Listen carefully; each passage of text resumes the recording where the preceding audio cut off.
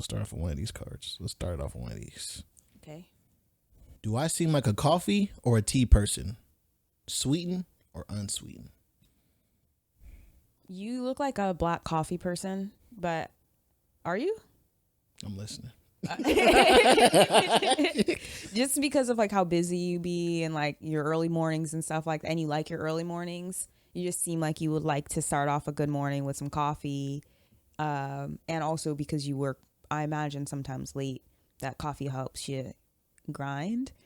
And then also the no frills. I could imagine you liking sweet drinks here and there, but in terms of like the regular consumption of, or classic black cup of coffee.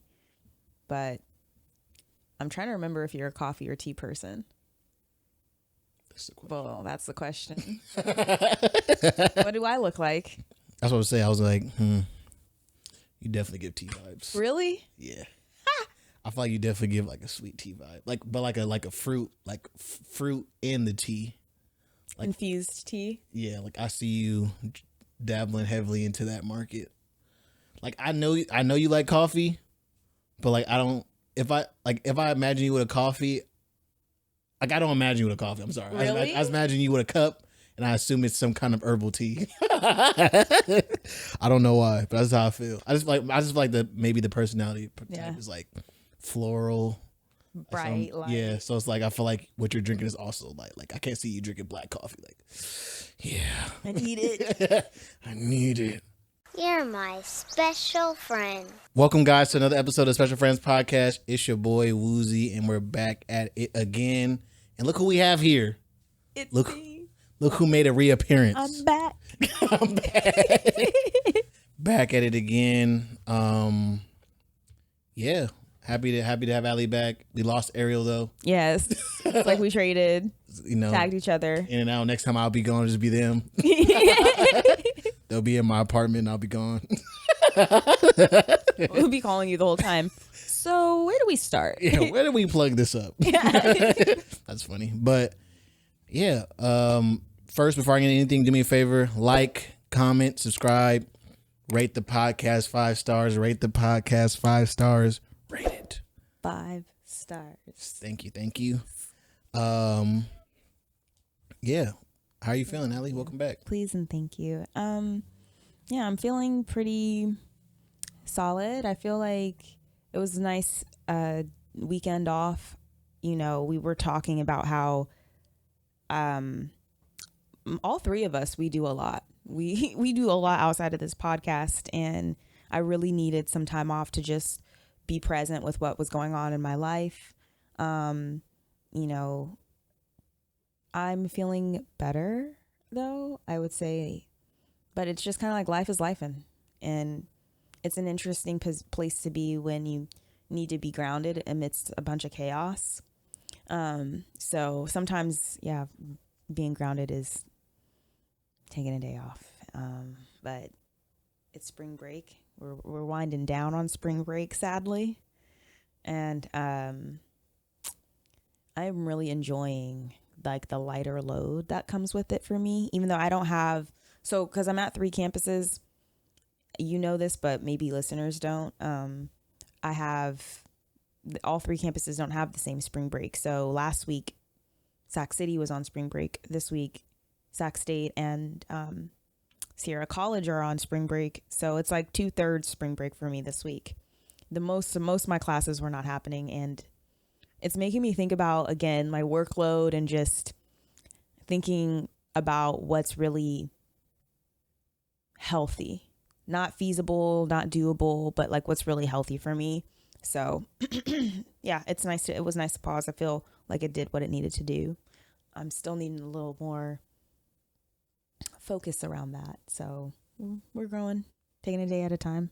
It's funny that you bring that up, because that's literally been the reflection I've had this week, and not, I mean, obviously, honestly, probably in the opposite direction, or not even opposite direction. I'm trying to find my flow when it comes to balance.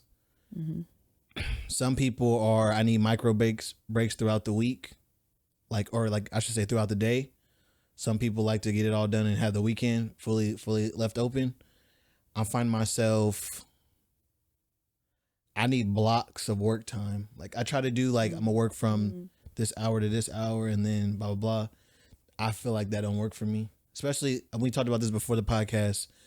It takes me so long to like get geared up to get into that mode that by the time I'm in the mode, I only get so much of real productive time before I have to transition to the next point. So right now I'm trying to shift my weeks to like editing Mondays, Wednesdays, and Fridays. And then Tuesdays, Thursdays just be like days that I do whatever I want or like catch up on other stuff or schedule, whatever. But like make like Mondays, Wednesdays, Fridays, those like hard days where it's like after work, don't talk to me. Don't ask me for nothing. Unless it's serious. Like it's business. Yeah, it's like if you're not in the business sector with me, like we not finna kiki haha. And not like on some like being rude stuff, but like in the essence of balance, because I do enjoy like having a day when I get off work and I'm like, if I want to play a video game, I can play it guilt free instead of being like, I know that I should be editing right now, but I really want to play the video game, or I really want to go get something to eat, or I really just want to do nothing and scroll on Instagram for 2 hours. That's my kryptonite right there. YouTube. Yeah. Shout out to YouTube. Underrated. Well, is it underrated? No, I don't think so. I think it's like pretty well respected and maintained. Let me ask you a question. One gotta go, YouTube or Netflix? Netflix. Yeah. I felt the same way. Yeah. I mean, the beauty of YouTube is being able to showcase real people. And I just think Netflix doesn't have that. Respectfully, Netflix. I love all of the art that is created by Netflix. But yeah, I think I really enjoy, I think I'm on YouTube so much for that reason, because I can watch just more things that feel more realistic and applicable, and it doesn't feel like escapism, but it is still escapism. I'm still escaping. Yeah, I asked that question earlier today, and I really I feel like at first I thought it was gonna be like a competitive thing, like, oh, do I want movies or do I want YouTube? But I feel like the answer really is quickly YouTube. Like, will I miss streaming movies? Yeah, but I don't know, something about being able to pop on YouTube and see the different things, like anything I really want to watch. Like if I want to watch a finance video, a cooking video, a vlog, anything, a science video, I can watch it all in the same place on YouTube versus... I mean, you can also find movies on YouTube. Yeah, that's true. You know, and because of their partnerships with other channels and things like that, like Paramount Plus, and I think Showtime or Max is on there. I don't know, one of those. I think that they're kind of making Netflix not irrelevant, because what Netflix has are Netflix originals, but like YouTube has such dynamic content and you can contribute to it. That's the other part. I can't just post something to Netflix, you know, like, oh, check out my film. Like, yeah, I can't do that. Film. I could do that on YouTube though. Yeah. So everybody's a star on YouTube. Everybody can be seen on YouTube. The hard part is like, you can't trust everybody on YouTube. Yeah. So, but can you trust everything on Netflix either? That's the question, especially with all the documentaries. Ooh, Yeah, they're all gone. All gone. I don't know now. That's my only thing I was worried about. I like the documentaries, but I still go YouTube. I found some pretty good documentaries. There's some good documentaries on YouTube too. So, especially the PBS Frontline. Shout out to PBS, man. Shout out to PBS. And National Geographic. Yeah. But anyways, I'm glad to check in and see how you feeling. Like I said, it's funny that we're feeling the same way in different ways, because I don't know. I think especially at this, you know, I'm inching towards my 30s, you're in your early 30s. Mm-hmm. I think finding that, this is that time where you kind of got to find that balance. Yeah. Like, it's no more like trying to figure it out. It's like, I know what I want to do, but also because I know what I want to do, it's like, how do I make those things? I have to take action now. Yeah. How do those things mix? Mm-hmm. Interesting. That's pretty cool. Anything else going on with you this week, though? Or any other check-ins for you? I've been working. Same old grind. Yeah, finally been getting, like I said, I got a video contract now. So just completing that and working on that. Do you ever insert applauses on our I know I watch them, but have you ever... Should I? That one, yeah. Future, I do want to finally get up, because I used to do it before where I have like the sounds queued up I want to do that again. We need that. That would be so much fun. That because I wanted to press the applause. I need a button right now. Yeah. We'll figure something out because it's definitely something different. It's so much fun. I have a mixed board. Really? Yeah. That's why I never had a mixed board. It's like a little mini one. Yeah. Shout out to Rodney, my homeboy Rodney. But yeah, no, this with the week has just been like I said, got the contract going, so just going through that, being present, navigating through event videography, because now I'm transferring from photography to videography. And that's been not as easy a transition. It's one thing to capture a moment, it's another thing to try to create or formulate the story of a moment. Because with a photo, you know, the picture speaks, says 1,000 words. Like something about catching a good photo that just. But when you're recording video, it's being intentional on what you're capturing, but also how those pieces interweave with each other to make a cohesive story. So it's been a new muscle flexing, but I've really been enjoying it. So that's pretty much where I've been at, just really learning that and trying to be the best that I can be and growing that. So I've been good. I've been happy. Right on. That and being a salesman at work now. Right on. Yes. Yeah. Congratulations. But we got some pretty fun topics today. Some interesting topics I wanted to talk about, or we wanted to talk about. But I think before we get into all that, I do. The first topic we have is pretty funny, in my opinion, and I won't spoil it. But Eareoke gave us the idea of a topic, and there's a TikTok video. Here, I'm just gonna play the TikTok video because I don't think I will. Yeah, let's get into our chill. That's a lot. That's a lot to unpack. He had me in the first half. I thought he found his life. Jesus Christ. We gotta watch the rest of that series later. Okay, yeah, I gotta watch. Yeah. It's a 3-part series. I can't watch the rest right now. But we're gonna put the link to the TikTok down below. But with the video, he talks about how he has some chemistry with somebody in Target, and low key fell in love with a girl in Target.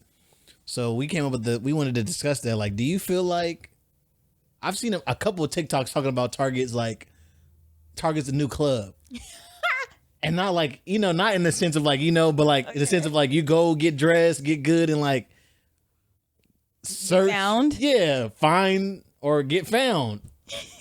That's hilarious. How do you feel about that? Do you feel like, cause we talked about it before about like more people aren't going to the club. Is this where people are going? Yeah. Especially post-COVID. Yeah. But for me, it's interesting because like I don't put a lot of thought into how I look when I go to Target. Target is my errands place. So if it is a new club, I am learning today. I'm today years old, knowing that. But meeting people at random places like Target or the grocery store, I think is so cute. And I think it is. If it's happening more now, that would be a pleasant shift because post-COVID, nobody really wanted to talk to each other. People have been kind of awkward engaging. And that's for me where I will be like, is it really happening? Because when I be going out, sometimes people want to talk and sometimes people don't want to be bothered. So I don't know. But like you said, the manager had set a vibe with Anita Baker. So right place, right time. Well, my thing was this, like I was talking to Ariel about it because I said, I don't think that's true. I'm sorry. As someone who has worked at Save Mart, as someone who was an avid walker of Walmart, an avid, like a person who went to Target often, avid who shopper. Now goes to Trader Joe's. Don't get me wrong, you'll see beautiful women there. But in my head, I'm like you said, they're doing errands. Like, what's the entry point? Yeah. And that's what I'm thinking. Like, when I see the video, I'm like, is there really are people receptive to being hit on in the grocery store? Because that's the thing is like, I don't know. Most of the time when I'm in the grocery store, I'm assuming most people are married or have kids. So I guess, yeah, that's why it's like, I don't know. The fact that he was like all like suited up, ready to go, his beard shaved, hair lined up, everything. He was ready to impress. He said, "Oh, what's going on? What's it called? 7 to 8. Yeah. You gonna meet my husband? Yeah, We gonna talk to us. Have a dinner. Having dinner. Yeah. Have you ever met anybody in the grocery store? No. Trader Joe's, Michael's, nothing. No. I meet people, but not like exchanging numbers or anything like that. Like I just like Hey. I know y'all on the last episode, Ariel mentioned my third place being the grocery store. So I do like to make conversation, like with the particular people who are checking me out or checking me out, not that way, but you know what I'm talking about, checking me out. Yeah. Like checking you out at the register. At the register, yeah. But even with like customers, it's weird because when I'm shopping by myself, I find that women will be more affectionate towards their partner in front of me sometimes. So I'll be just like, yeah, I don't know, minding my business. I have not really met anybody. Yeah, I have my AirPods in. I'm getting my stuff. I'm having a good time karaokeing with my shopping cart. So, no. No. And I frequent a lot of different places because I'm a crafter. So I'll go to Home Depot. I'll go to Lowe's. But yeah, no, it's not. It's tunnel vision for me. Yeah, I feel like, nah. I think the only time I've ever got action, well, actually, yeah, no. Well, go ahead. There've been some really attractive security guards who I've exchanged Instagrams with. Okay. But nothing from there. Just like, you know, I come in here so often. Yeah. Like, and we say hi enough that let's be mutually connected, but it's never been like on a follow up on anything connection. Yeah. So it's good. I don't know if it's good for us, but what I think that's the real. Yeah, and that's when, like, I think the story is funny, but I don't know. I think it's a interesting concept because I do feel like when I used to work at Seymour, I have, dated people that I've met at the grocery store. Mm-hmm. And date is a strong word. I've met two people and went on dates with those people, and both of those people were crazy. So, like, my experience in my head is like, the type of person who's really out there looking for somebody might not be fully there. Exactly. Respectfully. I get hit on at the grocery store or places like Target sometimes, but like you said, I'm not taking it seriously. Yeah. Because I don't know your background. I don't know your context, what you're coming with. Exactly. Why are you here? What are you here for? Picking up what's it called? I don't know, milk for your kid. Yeah. I don't know. So yeah, I think it was just a funny conversation because. So let me ask you this: like, where's a place? Like, what's the most unorthodox place you've met? Like a potential partner, maybe not a partner, but like someone that you've dated before, or something like that.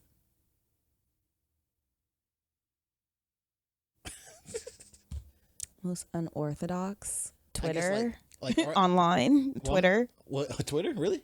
Yeah. Shout out to Twitter.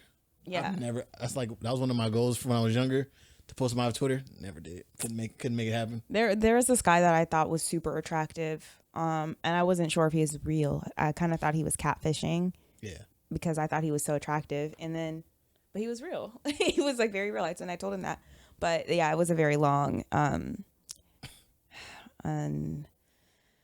unnecessary journey at times because he lived so far away. Like there was no way I could learn the real him. Yeah. You know what I mean? Mm-hmm. So I would say, especially because I also initiated contact, but like I didn't know the context of who he was or what all he had going on until we met. And even then, not my proudest time, I'm going to say, but it was an unconventional connection.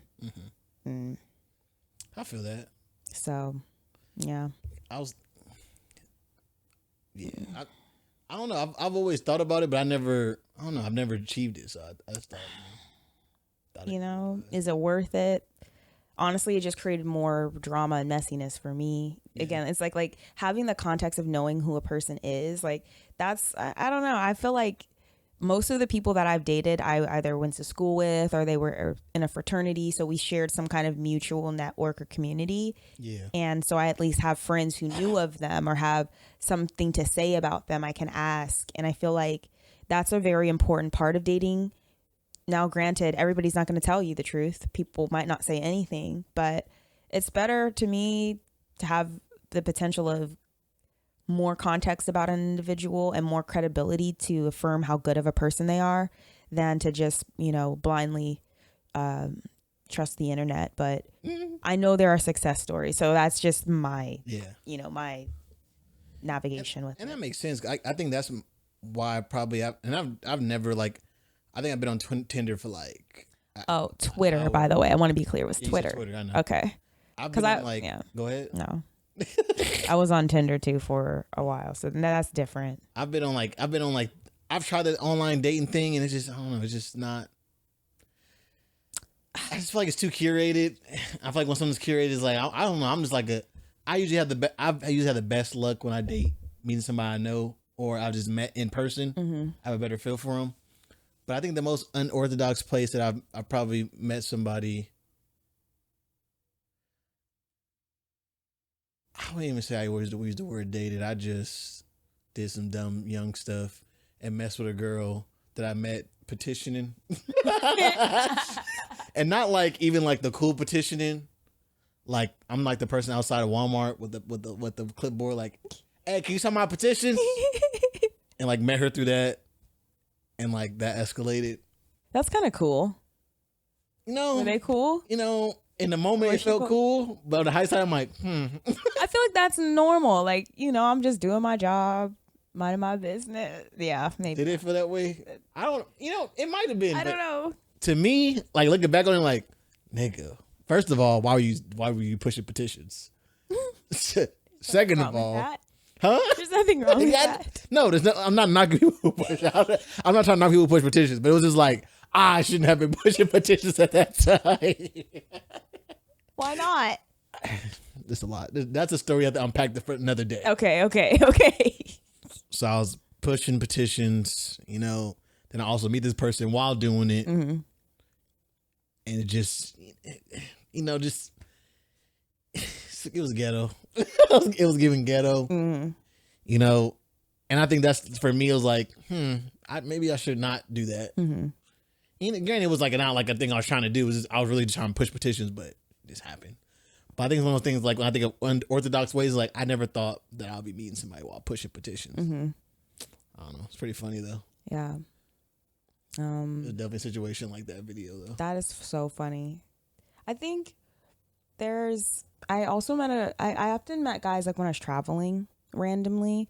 I met this guy when I was in New Orleans. When I was checking in at the hotel we were staying at, he was working there. He was one of the managers, and he was so cute to me. And we went on a date. It was so fun and spontaneous, and we actually dated. We dated not in a committed relationship, but we were dating long distance for a few months until the distance really just kind of worked itself out, I guess you could say. We just decided that it wasn't going to work. So, yeah, I don't know. For me, I have less stories about unconventional, meeting people in unconventional ways, and more of learning through unconventional situationships. Yeah. And that's stuff I'm not the most proud of, but I have grown a lot from that version of myself, Yeah. So stories for other days. Yeah. No problem. I just wanted to, I just thought it was a funny topic to share because I feel like,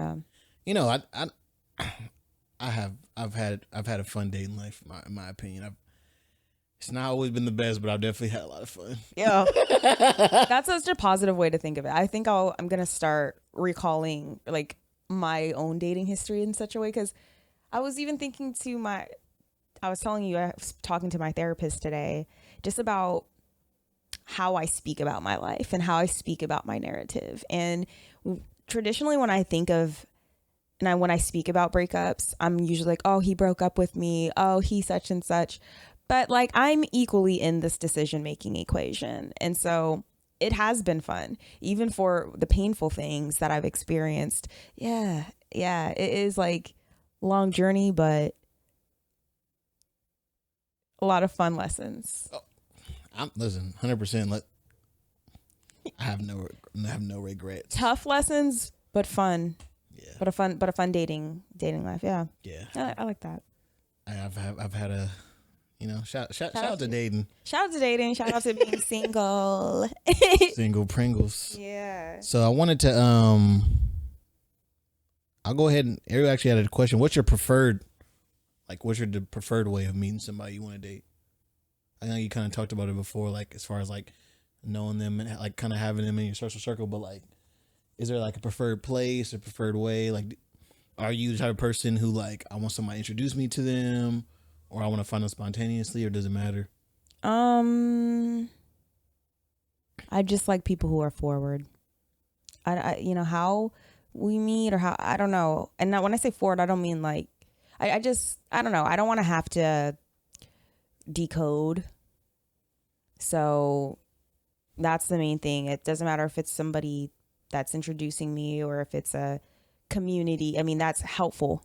It's helpful, but for me, it's just more in like, yeah, transparency and directness, like what your intentions are, and being able to match that with your actions. Yeah. So I don't know that I have any expectations around like how I meet somebody. Yeah. What about you though? I think if I had a desired way, I don't know. Honestly, it's something about just meeting people. I think I've had people try to like introduce me to people and it just feels different. And maybe because the intention is already offset. Like I want you to meet this person because I know you might like them. It's just something about meeting somebody and catching the vibe. Like, you know what? I kind of like them. Yeah. No, you know what? Yeah, I'm going to take it back. I do think random meet cutes are probably my favorite way to meet people. Yeah. It definitely, I don't know, this harbors a different emotion for me. Like, it's just something about that. Like, and it don't happen to me.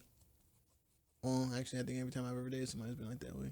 Like somebody I've known completely casually, and then later in life, it's like, you know what? I never realized. Kind of got that sauce. You know, like, or like I will literally meet you off rib and be like, you know what? So like, I think if I had a desired way, probably that. Because every time I try to go on like the like, hey, bro, hook me up with your friend. Like, I feel like it's never went good for me. There's few people who've tried to hook me up with their friends. I only have maybe one friend that I can think of who's pretty, like she's very encouraging about my dating life. And yeah, but otherwise, no. All haters. I feel like I said, it's mostly through like my networks and communities, but through those events, you know, when you have like other people coming, that's the best time. Just meet new people, new energies, people who randomly have the same interests or frequency. That is kind of like I think that is the best way to meet somebody. My preferred way too. But again, it's those receipts, like the context of the person and knowing like, because sometimes people don't wear rings. So it's hard to get the context of like, are you married? Do you have other responsibilities, other commitments that you're just not have a baby mom talking about? Yeah. And that can be super manipulative. So, anyway, I'm rambling. No. I was just listening to you as I was also looking at the notes. Cause I was thinking about, I think that ties into the topic, but I didn't want to leave it early if not, but the topic about, you know, there was a video that we were watching about that, saying that the highest form of love is friendship. And there's a video of a guy in the library basically explaining like how his perspective on it. He quoted Nietzsche and saying that people don't have a lack of love, they have a lack of friendship when they're having relational issues. And I really resonate with that. And it kind of ties into what you're saying as far as like being forward, but also like having that genuine connection. Because I feel like the best relationships I've had, there was definitely a deep friendship, which also made it kind of rough when leaving it. But that friendship is what really made it easy during all those battles versus some of the times where I feel like I'm like, yeah, you know, I'm out of here. That wasn't something that was in place, you know? So how did you feel about like that video as far as like hearing him talk about that? I thought it was super refreshing. It was a refreshing perspective, one I had never really thought about, because usually when you think of unconditional love, it's rooted in either spirituality or else, which this still I think you could still say is, but it's rooted in spirituality or it's rooted in romantic love. And in this case we are talking about romantic love, but I think we're not talking about romantic love, but I do think that when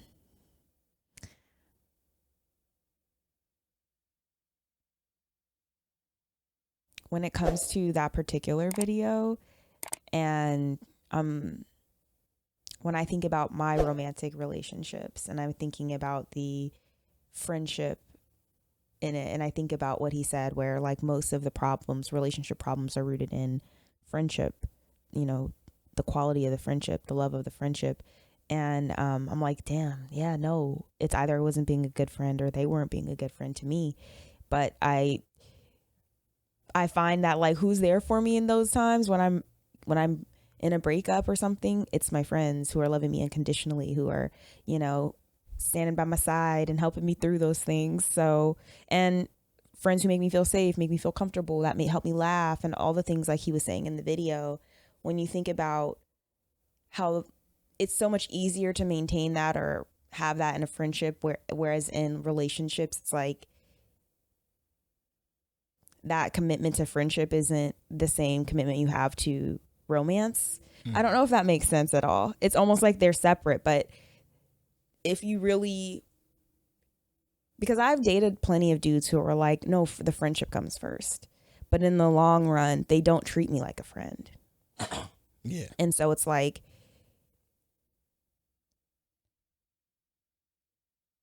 I think it's important to embody that definition proposed in that video. I don't know. For me, it was very refreshing because I feel like I'm a really great friend and I have worked hard to become a better friend over the years, and I deserve that back.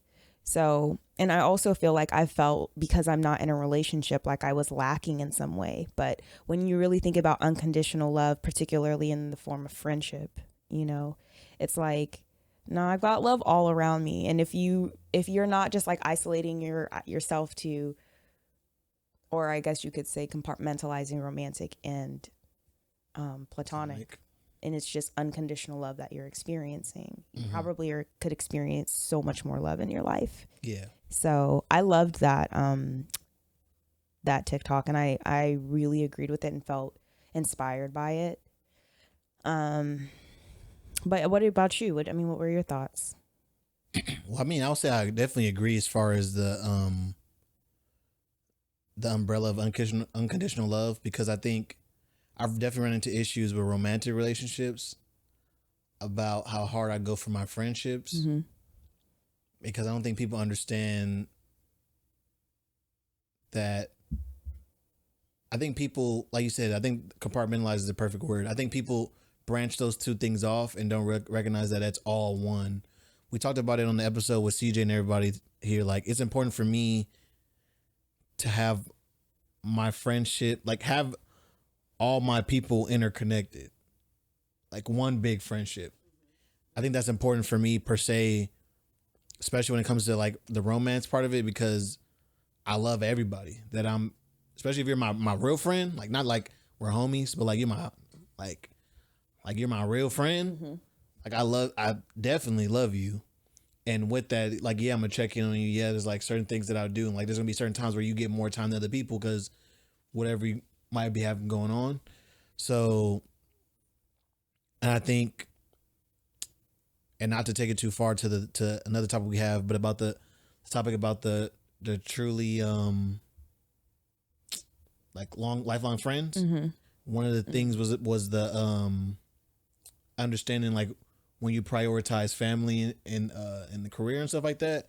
And I think that's something that's important even when it comes to relationships, like understanding, especially with the friendship aspect of it, is like understanding that life is going to shift, priorities are going to shift, not in the sense of like I'm going to put somebody over you, but I might put more time to somebody else or something else because of a situation, because I care about that person. And I feel like my friends are good at that, where it's like they understand that when I'm working, I'm gone, and when I'm there, or I'm there. And I think my friends are getting better at realizing that when they need me, I'm definitely there. It's not a question. And I feel like, not to steal this conversation, but him talking about having the friendship be an important part, I don't think I really understood that it was that until I tried to be celibate. Because in that, you take one of the biggest tools that people use to to create intimacy, which is, sharing each other's body. What that remove, the only way to get intimate is to be a close friend with the person. And that's when you realize, that's where I was able to begin to realize when something's not working. Cause like, bro, I don't even feel like you care about me. And obviously not because you don't sleep with me, but it's because you're not being a good friend. Like, whatever the situation may be. And so I think him talking about that is puts a label on something that I felt but couldn't really like articulate. So I think he explains it personally when it's like, you have to basically, we talk about, your best friend's gonna be married. Like, it's not like you love this person then they become your best friends. Like, no, this person, y'all built this great friendship, and through that the love blossoms. You know what I'm saying? And sometimes like that, it's like, yeah, and that it goes many ways, because it can from there blossom into a real relationship, or you have just an unconditionally loving friendship. And I don't know, I feel like we should value both of those so much more. No, 100%. Like, and that's what I think of, like with my friend CJ, like even my cousin AB, I'm able to tell them how I'm feeling, period. And they're able to tell me their truth and how they're feeling, period. And it's not like they're going to tell me and I'm going to be scared that tomorrow they're not going to talk to me. Or vice versa, like, oh, I'm going to tell Najar this and he going to act the ass and be in my, that's beautiful. And that's what I admire about those friendships. And I think that's the thing that I'm also looking for relationally. Where it's like, how do I get to that? How do I build that point where it's like, listen, I don't like your hair. And like you get like you, yeah, and not like, and it not be an argument or be internalized. Yeah, exactly. Because like, you understand each other, you're friends. Yeah, we can have the conversation and stuff like that, but it won't be like, no, remember you like my hair. Yeah, it's which almost is funny. Harder for people to show up as a good friend in a romantic relationship because of those the romantic strings complicate that for people. But yeah, like you said, if you could build or prioritize strengthen a real friendship, yeah, I could see that being honestly transformative for relationships. Yeah, and I think like you said too, because I think I really want to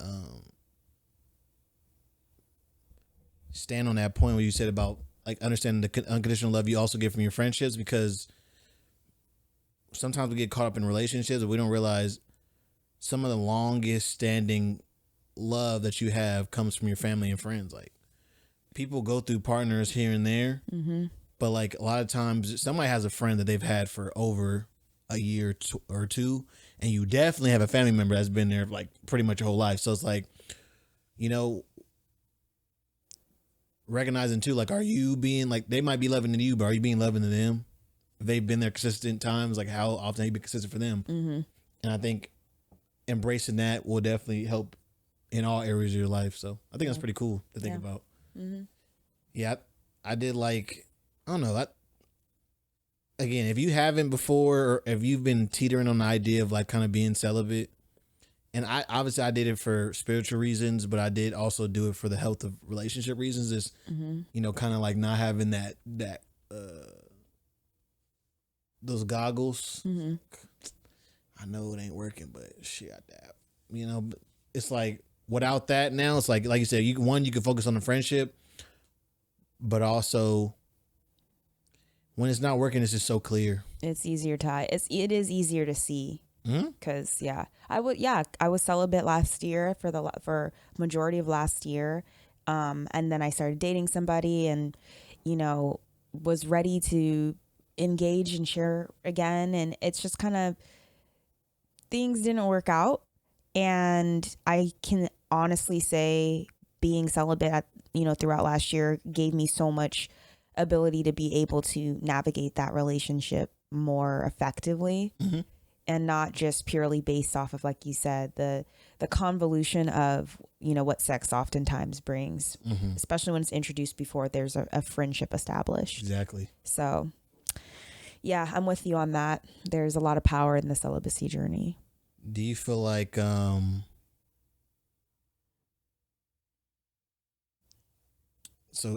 Ariel had put a question on there, like, do you feel like you've ever experienced that type of love?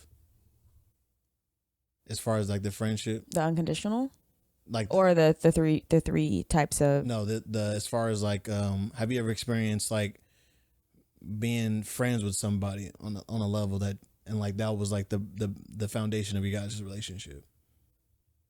Yeah, I mean, and we ended up just being friends.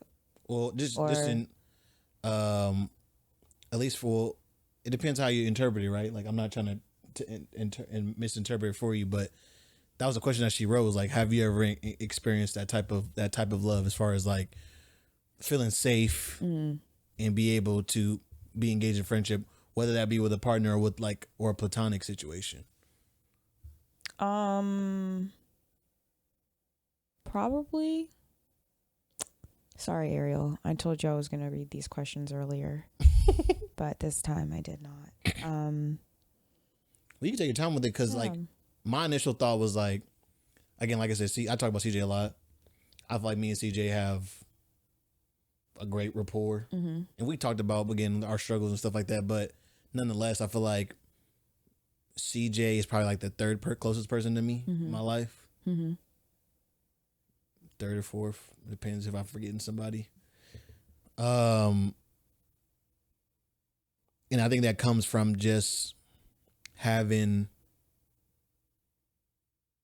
again, the ability to be safe both for each other. Like, if he does something that I don't appreciate, I can do that, but also not being afraid to like also tell him, like he said when I was on the phone, like, bro, you got a haircut, nice haircut. Like, not being afraid to really pump each other up too. I think having a space like that really is like, makes it easy when times are tough to realize like, oh, it's not that bad. Yeah. I got people that I could really like, I beat.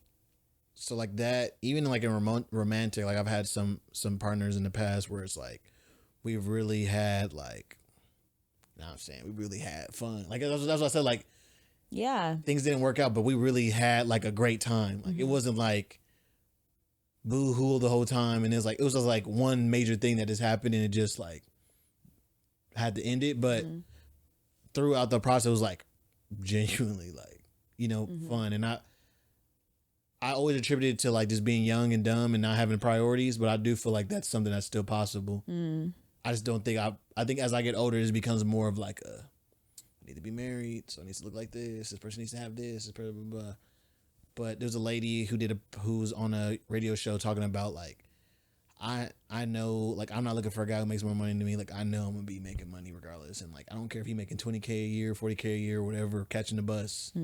It's about, is this person really for me, and like, do we like have that connection? She said, because with that, everything else is gonna come regardless. Like, it's about who got your back at the end of the day. So I think I'm more coming around that curve now, because around like 25, you're like, run out of time. And now I'm at 27, I'm like, nigga, you got more time, do you think? I'm running out of time. You like trying to, but then like, I'm at 27, I'm like, nigga, I got time. Like, get real. Danny, what's the name of Robert De Niro having a baby right now? Like, come on. Like, what's her name? Somebody else having a baby right now. What's the girl who got pregnant by Nelly? Ashanti? Yeah. Mm-hmm. Yeah, shout out to them. So it's like, Fine timing. you know what I'm saying? Yeah, I feel like I definitely have friends who love me unconditionally and that we exchange unconditional love, I should say, because I love them too. So yeah, I could say yes. I definitely can say yes. But, and even in like connections, like past connections, I could say that I think unconditional love, well, another, definition that comes to me is one from Bell Hooks' All About Love book. She talks about how love is, hold on one second. I'm like brain fogging all this recording. I am so sorry. It's okay. Trying to remember where I was at. You're talking about the book quote. Definitions of unconditional love, right? One second, it's gonna come. Just give me a second. I'm cooking.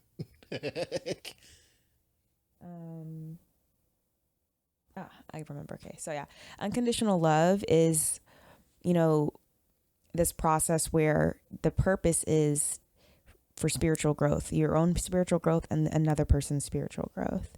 So for me, sometimes that doesn't mean that we're still connected. Sometimes that means we are not still in touch like we used to be, but it's all love from a distance. It's not any hate on my end. Honestly, that's the way that I feel like I come apart from a lot of situations these days. I've worked really hard, thanks to therapy, to get there. But yeah, I feel like that is somewhat embodied in the video that we were talking about. Just that process of it being for spiritual development. So if you've gotten everything you need out of the relationship spiritually, or the person has gotten what they need spiritually, and you can continue to appreciate each other, but from whatever domain you're in, like for me, that is the manifestation of that particular form of unconditional love. So yeah, I definitely think that's in my life. Interestingly enough, yeah, just reframing how I tell stories. So that's beautiful.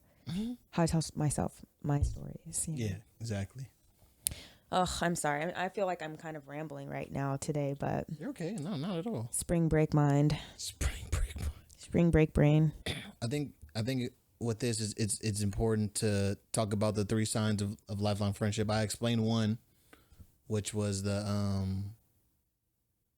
what was the one I said? Did I say the first one? You're talking about the 3 types of lifelong friendships? Yeah.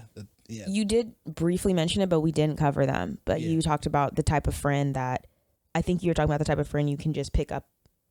Yeah, or the one that understands that when you prioritize career, you're right, and family.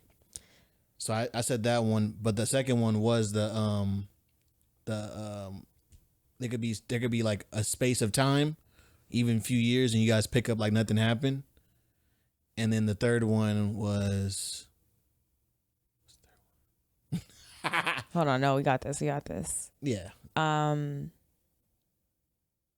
People who share the same priority. No. Mm-mm. We're almost there though. I think it was like not what was that? Yeah, let's pull it up. Next time we just gotta take the note. Yeah. Write down the 3. If Ariel was here, she would have saved us. That's all right. We miss you. Your boy. We miss you, Ariel. We lost without you. Friends that don't bring drama or stress to your life. That's right. So if we think of, unconditional love is the highest form of, friendship is the highest form of unconditional love, mm-hmm. right? And then you've got these 3 different types of lifelong friendship. Mm-hmm. I think that's pretty powerful because, we give so much space to romantic relationships when the reality is the love that we try to put so much pressure on this one relationship to give us all of that unconditional love. And the reality is it's found in so many other relationships outside of it. and should be found within it as well. But anyways, Well, no, I just love that. That's so helpful for, you know. well, I think it's important because, like you said, with the 3 signs, again, the not bringing drama to your life, understanding when you have to prioritize like family and career, and like having the ability to kind of like you know, pick up where you guys left off. I think it's important because that's like life is unpredictable, you know. Yeah. And I think it's important to have like I think a lot of issues we run into is that we feel like people don't understand, especially when when I think about like career, where it's like you might be trying to achieve something and like a boss don't understand or something like that, or like you might be in a period of like things are shifting and it's like not going the way you thought it was going to go. To have friend or friends there to, especially when I think about the point of like bringing drama to your life, having that space where you can come and literally be yourself. And like, if you want to spew how you feeling, you can do that and not whatever. Or if you want to take space, you can do that. I think that obviously that proves to have that would prove to have a lifelong friendship. Like, shout out to my boy Skype McFly, Aaron. Like, I haven't talked to him in a few years, but I know next time I talk to him, it would be like, it's going to be great nonetheless. And I remember that was our biggest thing, was like, he's like, you're the only friend like I can talk to, like not talk to for like 2 years. And like, we'll go get lunch randomly. And like, it just be like, we were talking all the time. Like, yeah, we're catching up, but it's like, it's not like awkwardness. Like, hey, No resentment. yeah. Like, it's just like, it is what it is, like understandable. So I think, especially when you talk about, like you said, again, bringing it back to like to the love situation on a platonic level, like that's where people will feel the most love. Like, you know, people who, I feel like so many people feel like, oh, I don't have nothing. I feel like those same people don't have genuine friendships. You know, they have, I mean, I can't speak for nobody else because I'm blessed to have a lot of friends, but like, I do notice people who like don't have a situation where somebody can be themselves and not get like nah, bro, cuz on some weirdo stuff. Let me just not hang out with him. Instead of like, yeah, cuz weird, but like that's my nigga still. Yeah. You know? Yeah. Like, I'm gonna let him be himself, and if I can, then like, you know, we had that conversation, but that's the beauty in it. Like, my friends are multicultural for sure. Yeah. Because sometimes you're just not compatible, but when real love is there, you can accept each other in all of your rare forms, you know, because yeah, like you said, you're going to change, or people are going to change. Likely your location is going to change, and the circumstances around you are always going to be changing. And so to have people you can rely on to be of peace, to have people you can rely on to love you no matter how near or far you are, to have people near you to love you no matter what your passions are, you know, or priorities are, but to still love you even if they aren't your number one priority, they still love you. Yeah, you're right. Like, that's going to create the most loving and healthy relationships. So not to mention, I feel like it emboldens you in life. Like, as hard as it is for me to live in Sac and like my friends live in Fresno, I think the ability to not say it like this, but the ability to like not have any hard feelings for not talking to them because I don't live in the same city as them, on both sides, like me not feeling the hard way because they haven't visited me up here, but also no hard feelings that I don't reach out to them. But also to be able to, when I finally go and visit and we get together, first of all, there's no drama, but also we can just hop into it like nothing. I think that emboldens everyone in that moment to go back to the regular life and be like, oh yeah, I can do this. You know what I'm saying? I know that when I need that recharge, like, I can get everybody together. I've got what I need. I've got who I need. Yeah. Yeah. So, I don't know, it's pretty cool. And also, it helped. I'm thinking about it more in hindsight for myself too, of like sifting through, you know, last year professionally was a really hard time for me, and just trying to sift through authentic connections I have in the workplace. And if I had this to go off of like how to identify lifelong friends, how to understand love as a expression of friendship, I think I'm articulating that correctly. I feel like I would have been able to navigate that so much more gracefully, because yeah, there are just so many people I'm like, wait, I thought you were my friend. And it's like, girl, if you had more, Yeah. Just more well-rounded wisdom around that, you'd be able to sift through. So maybe this will save some other folks some time or help them sift through more, just a little more thoughtfully. I don't know. Yeah, I think it informs people's decision when they think about investing time in somebody. Because, like you said, you might have someone that you have a good time with, but you realize they always bring in drama. Now and recognizing like, okay, like that's not a characteristic of somebody I want to have a lifelong friendship. Like you can either try to mend that or realize like, you know what, maybe I shouldn't spend as much time in this because every time I get with them, like it's something crazy happens or I find myself in some BS. Even in the aspect of like you said, the ability to focus on yourself. I've talked with Richard about this multiple times. I have to knock the people that he kicks it with, but like I remember one of his friends got upset because one of their friends didn't have the best relationship with their family, but nonetheless decided to go visit their family during a specific event, and they felt the ways about it. And to me, subconsciously, even not knowing this, subconsciously rubbed me wrong. Like I'm like, how are you gonna get mad at somebody for like Spending time with family?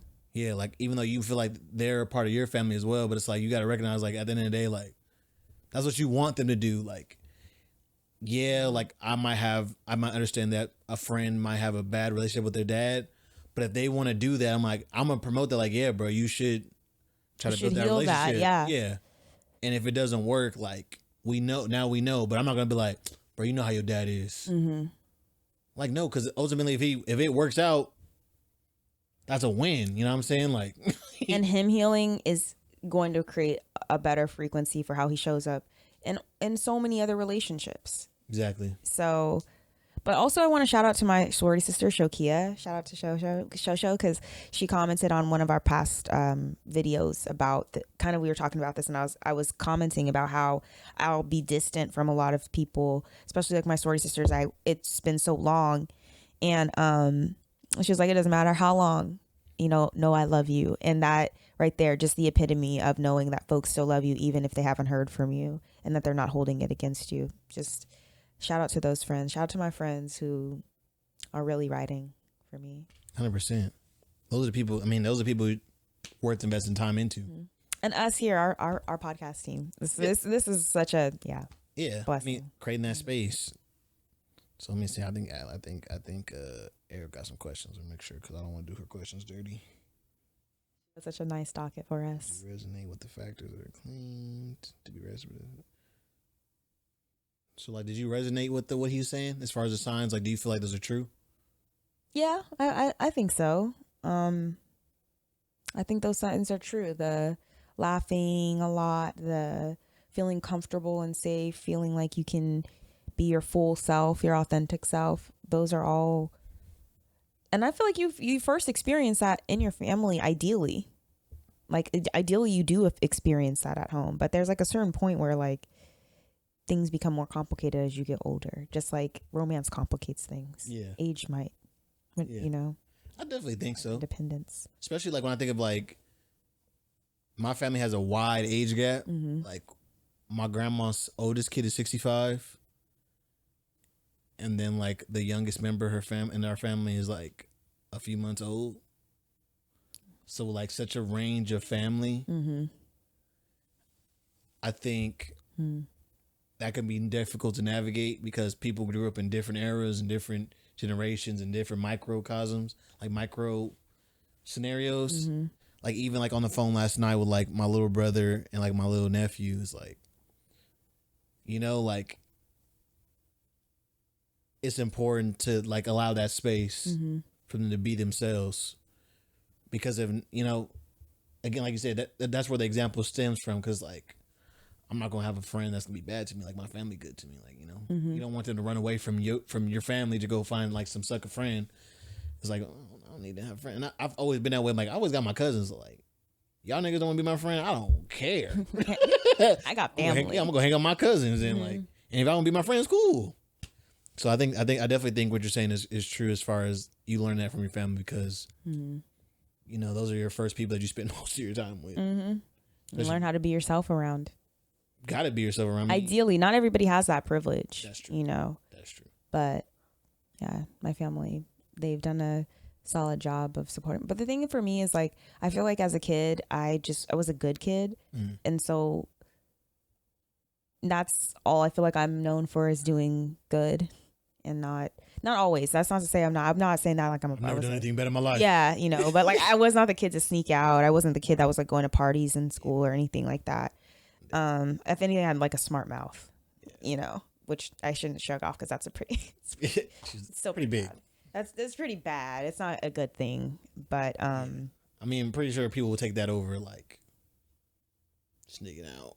Well, I think yeah. I think if I talk to my mom, I think me talking back to my mom might appreciate that more than like her coming in my room and see that I'm gone. That's true. I had things that I did as a kid or a teenager that, I'm sure are not they're teenager things, but questionable, I guess. Maybe. But my point is, mainly because the standard was to behave. Like after a certain age, it's inappropriate to be your full self with the mistakes that you make. You know what I mean? Like there's an expectation sometimes that you don't make certain mistakes, and real love, like real loving family, should allow you the space to make mistakes and love you through it. And I'm not saying make excuses for people or, especially to excuse heinous mistakes, but if it's something that you can support people through, one of the best ways you can support people through mistakes is loving them. So I agree. Yeah, that's what's up. So let me ask you real quick, and we could probably end it on this. How do you feel like how do you sustain those friendships? Like, what do you feel like is important? We could do it both ways. Like, what do you feel like is important for you, for someone to sustain that with you? But also, like, what's something that you have to be aware of to sustain the relationships with other people? Grace. My answer is grace, and it's both ways. Because it's like, for me, people know I'm just not. I'm not good at texting back immediately.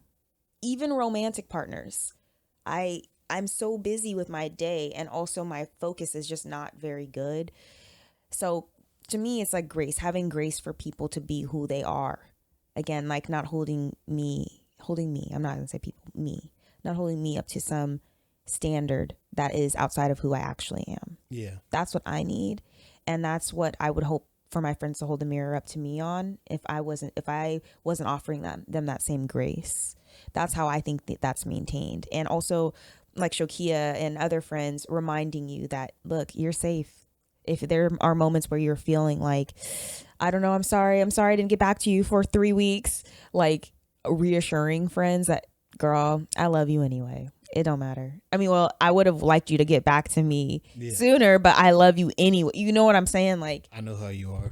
I know how you are, exactly. Yeah. And it not being a point of contention. For me, that's what I need. That's what I think others probably need too. Grace. Yeah. What do you think? I don't know. I think if I had to use to steal your sauce and use one word, I think the word for me is empathy always. I think being able to recognize someone's situation and put yourself in their shoes and recognize, like, okay, I'm upset that this person didn't pull up, but also I understand that they've been, they recently got a promotion and that's been rough for them. And like, especially if you're really friends with somebody, what somebody's going through. Like, okay, they just got married. You know what I'm saying? Like, maybe I expect them to be MIA for the first year. They're getting new, moving into each other and stuff like that. Or like, like example, like for me, like empathy for understanding, like, okay, Najara's situation is this. Like, okay, I gotta understand, like, I just want people to be I am empathetic to people's situation, and it takes a lot of time and energy and reflection for me to get out of my feelings and really think about what somebody's going through and doing and give them that, like you said, grace. And I feel like for me, I need the same thing, obviously, because without that, like, you're just going to always find yourself in your feelings about something I'm doing because you feel like it's personal to you, and it's like I got my own life and things that I'm dealing with too, bro. Literally me just being me. Yeah. And you're taking it personal. Yeah, because like, you know, like me and Ariel talked about like being aware of like what sibling she talked about in the form of a relationship, but like what sibling are you a friend of? Mm-hmm. Are you a friend with the youngest sibling? So, you know, they're gonna have more freedom to do stuff. Are you friends with the middle sibling? Are you friends with the oldest sibling? Because how they show up is also different. Mm-hmm. The older sibling, you might expect them to be at more family events, given that. But the youngest sibling be like, I mean, I know it's somebody's birthday, but you know what I'm saying? I'm going to go, if you trying to go to the club, we go to the club. You know, like being aware of that aspect and being empathetic to that can also inform the relationship differently. Because then you can like understand, like, you know, I never thought about it that way, but it makes sense. Like, I think Ariel's the youngest kid. I think, you know, I'm the middle kid. Middle.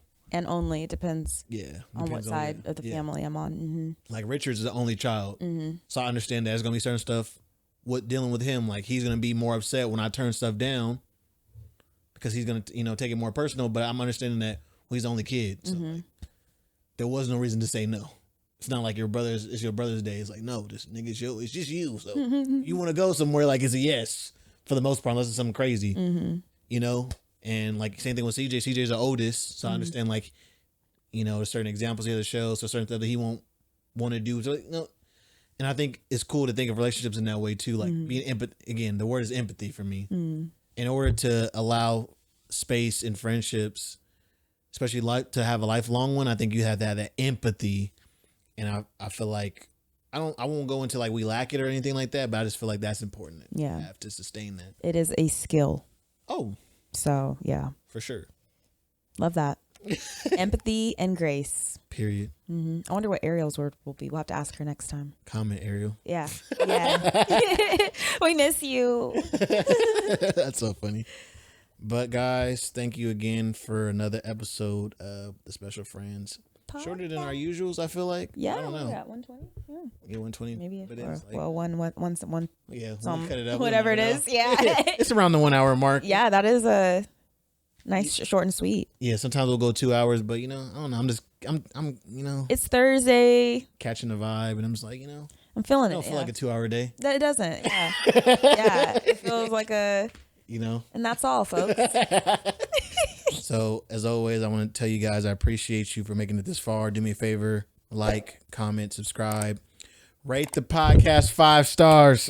Please and thank you. And comment on YouTube, y'all. Yeah, comment. I be looking for comments on YouTube. I love a YouTube comment. I'll be excited. Yeah. I'm like, oh, somebody got inspired. Yes. Spill. So comment. Yes. And yeah, again, this is your boy Wuzi, and I'm here with Professor B, aka Ali B. And this is Special Friends. We outie. We outie. Peace. You're my special friend.